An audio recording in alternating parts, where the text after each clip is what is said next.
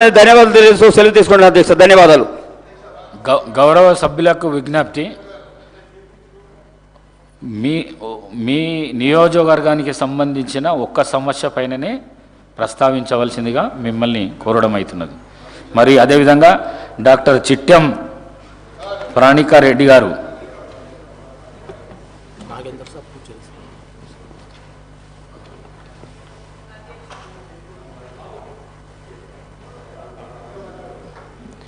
అధ్యక్ష, ఈరోజు కొత్తగా ఎన్నికై మొదటిసారి ఈ సభలో మాట్లాడే అవకాశం ఇచ్చినందుకు మీకు ప్రత్యేక ధన్యవాదాలు తెలుపుకుంటున్నాను అధ్యక్ష.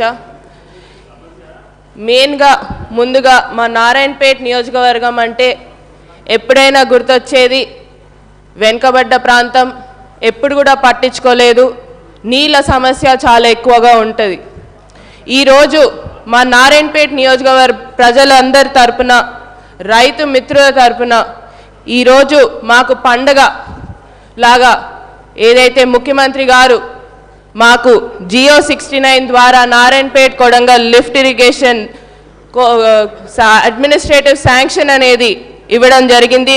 2,945 కోట్లు ఇవ్వడం జరిగింది.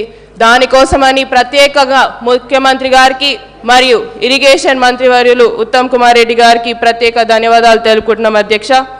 దీనికోసం ఇప్పుడు దాకా మా రైతులు చాలా కష్టపడ్డారు.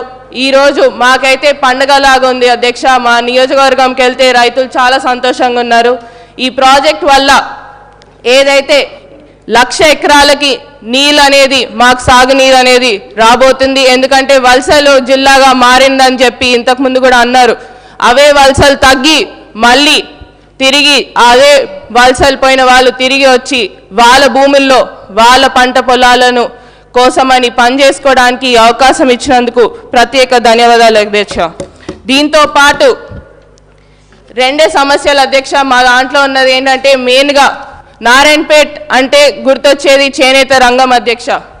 చేనేత రంగంని కూడా నారాయణపేట్గా మీ ద్వారా ముఖ్యమంత్రి గారిని మరియు టెక్స్టైల్ ఇండస్ట్రీ మంత్రివర్యులు తుమ్మల నాగేశ్వరరావు గారిని నారాయణపేట నియోజకవర్గంలో చేనేత కార్మికుల ఉపాధి కోసమని ఒక టెక్స్టైల్ పార్క్ని మంజూరు చేయాలని మా మనవి అధ్యక్ష.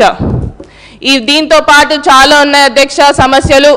ముఖ్యంగా యువకులకు ఉపాధి కల్పించాలని దానికోసమని ప్రత్యేకంగా ఇండస్ట్రియల్ పార్క్ కానివ్వండి, ఫుడ్ ప్రాసెసింగ్ యూనిట్ కానివ్వండి, ఇలాంటి ఏర్పాట్లు చేస్తే మాకు అక్కడ ఉన్న యువకులు అన్ఎంప్లాయ్మెంట్గా చాలామంది ఉన్నారు అధ్యక్ష, వారికి కూడా ఉపాధి అందుతుందని తెలియజేసుకుంటూ, దీంతో పాటు చివరిగా నేను డాక్టర్ కాబట్టి అధ్యక్ష ఒకటే, అక్కడ మాకు స్టాఫ్ అనేది చాలా తక్కువ ఉంది అధ్యక్ష.